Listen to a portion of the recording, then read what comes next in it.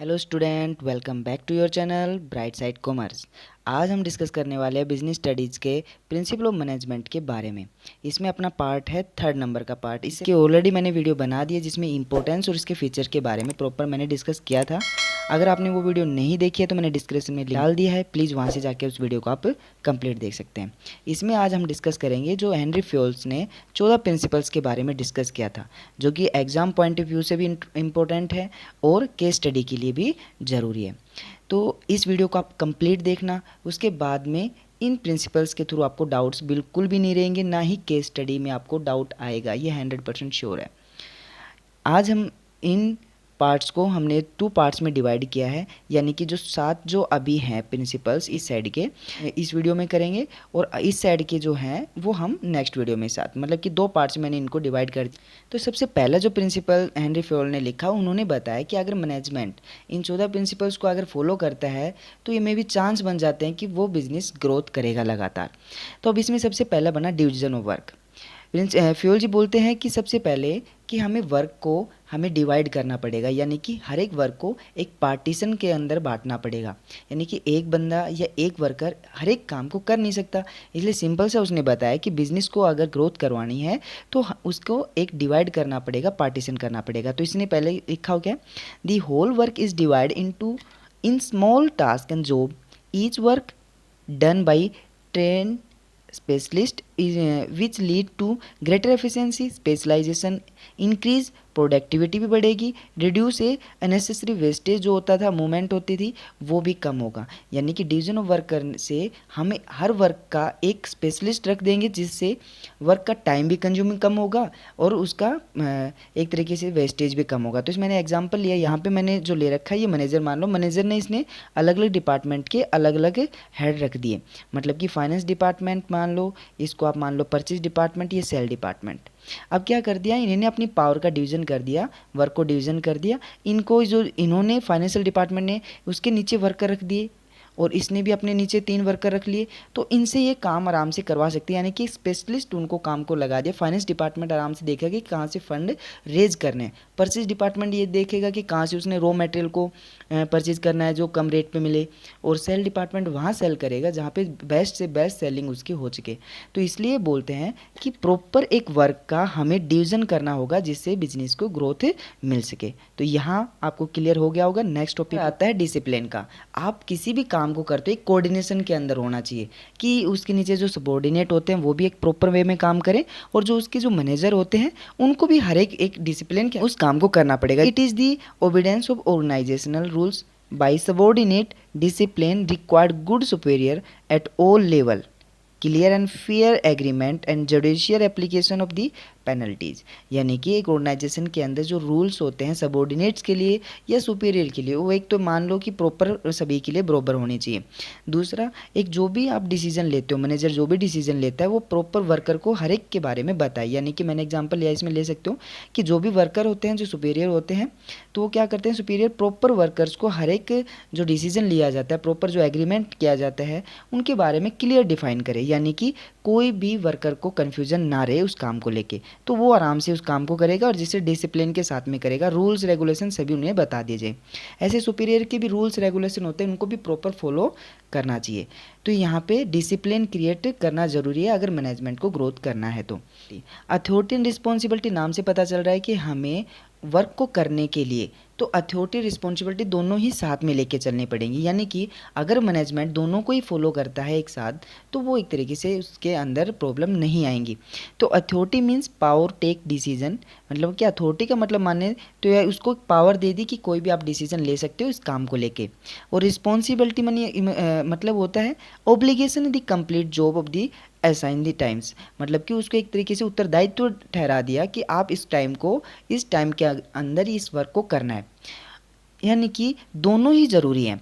तो authority and responsibility should go hand in hand, मतलब कि एक साथ साथ चलने चाहिए, किसी भी अथॉरिटी रिस्पॉन्सिबिलिटी साथ में हो तब वो वर्क करती है। तो इसने क्या बताया, दो एग्जाम्पल है, mayor the responsibility without authority, अगर रिस्पॉन्सिबिलिटी उन्हें दे दी जाए अथॉरिटी के बिना, यानी कि पावर ना दे और सिर्फ ये कह दे कि आपका ये उत्तरदायित्व है, आपको ये काम करना है, तो मेक द एजुकेटिव क्या करेगा, less interest in the discharging the duties, यानी कि अपनी ड्यूटीज़ को लेके एक तरीके से रिस्पॉन्सिबिलिटी नहीं रहेगा, काम को अच्छे से नहीं करेगा, केयरलेस हो जाएगा।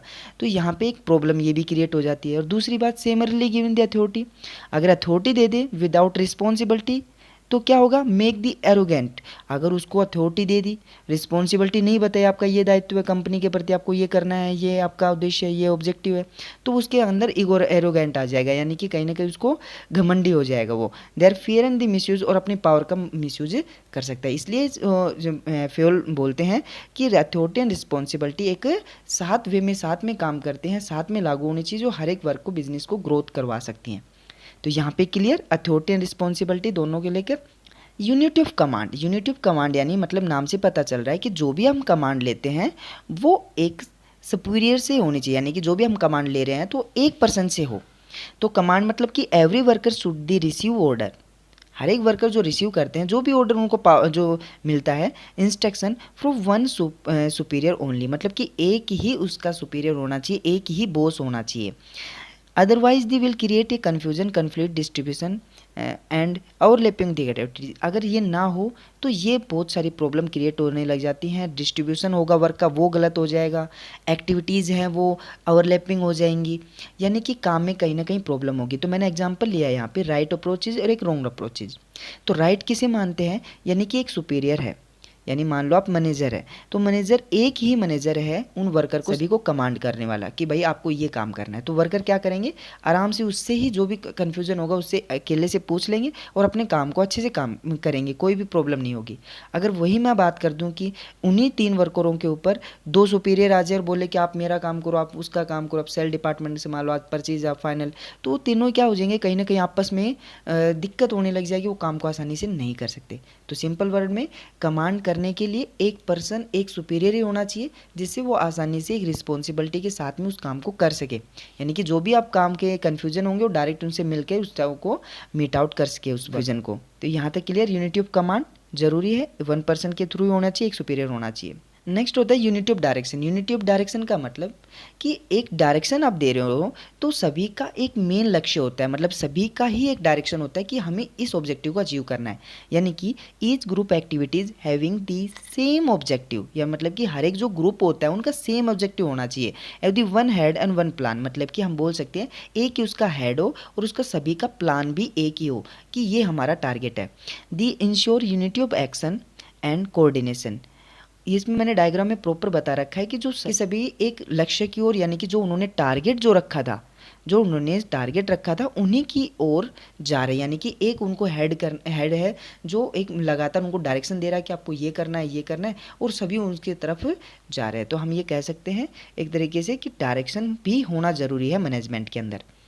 अब आगे बात करते हैं subordinate and individual interest to general interest. अब यहाँ मैं सिंपल सी मैं बात करता हूँ कि अगर मैंने एग्जाम्पल लिया है, सीधा एग्जाम्पल देखो आप, यहाँ से क्लियर हो जाएगा आपको कि यानी कि इंडिविजुअल इंटरेस्ट, यानी कि आप एक बंदे के फ़ायदे में, एक वर्कर के फ़ायदे के लिए आप सभी जो ऑर्गेनाइजेशन है उसका जो रिस्पॉन्सिबिलिटी थी उसके प्रति, आपकी जो उसका इंटरेस्ट था वो आप पूरा नहीं करते हो, तो वो गलत हो जाता है। ऑर्गेनाइजेशन को एक तरीके से जो टारगेट थे वो अचीव नहीं हो सकते।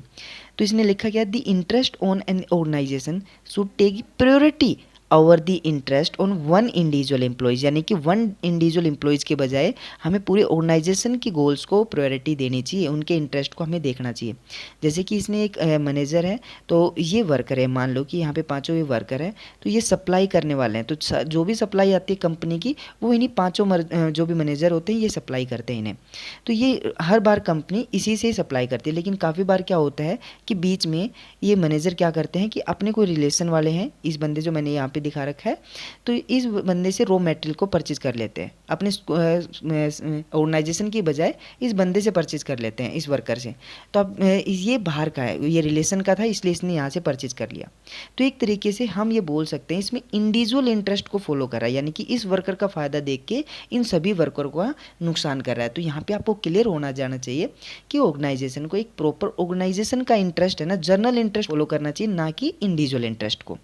यहाँ पे क्लियर हो गया आपको? ठीक है। अब 7 नंबर का लास्ट आता है हमारा इस वीडियो का, रेमुनरेशन ऑफ एम्प्लॉयज़, यानी कि जो भी हम एम्प्लॉयज़ को सैलरी, जो भी वेजेस हम दे रहे हैं वो बिल्कुल फेयर हो, बिल्कुल ठीक हो, यानी कि जिस हिसाब से वो वर्क कर रहे हैं उसी हिसाब से उनके सैलरी मिलनी चाहिए। The overall pay and compensation should be fair to both employees and the organisation. The wage should increase in the work more and better, यानी कि जो भी एम्प्लॉयज़ होते हैं उनको कंपेंसेशन एक ठीक ठाक मिलना चाहिए, सभी को फेयर मिलना चाहिए जितना वो काम करते हैं। और एक तरीके से जो ज़्यादा जो वर्कर्स होते हैं वो ज़्यादा अच्छा काम करते हैं, बेस्ट काम करते हैं, ज़्यादा काम करते हैं, तो उनको एक उसी के हिसाब से उनकी सैलरी बढ़नी भी चाहिए, जिससे वर्कर क्या होगा, अच्छे से ऑर्गेनाइजेशन के प्रति उनका क्या होगा, एक तरीके से लगाव बनेगा, वो अच्छे से काम को करेंगे और उस टारगेट को अचीव कर सकते हैं। तो ये थे हमारे 7 जो आज हमने वीडियो में डिस्कस किया। इसके अंदर हमने प्रॉपर देख लिया आज की वीडियो में division of work, discipline create करना, अथॉरिटी एंड रिस्पॉन्सिबिलिटी और यूनिटी ऑफ कमांड होना भी ज़रूरी है, डायरेक्शन होना भी ज़रूरी है मैनेजमेंट के अंदर, और एक इंडिविजुअल इंटरेस्ट नहीं होके जर्नल इंटरेस्ट को मेंटेन करना चाहिए। दूसरा, जो रेमुनरेशन एम्प्लॉयज़ है वो प्रॉपर उनको मिलने चाहिए। तो आज की वीडियो में हमने प्रॉपर इन सभी को अच्छे से देखा। आई होप आपको अच्छे से समझ में आ गए होंगे। और अगर वीडियो आपको अच्छी लगी हो तो प्लीज़ इसे लाइक, शेयर और कमेंट, सब्सक्राइब ज़रूर करना। मिलते हैं नेक्स्ट वीडियो के अंदर। Thank you.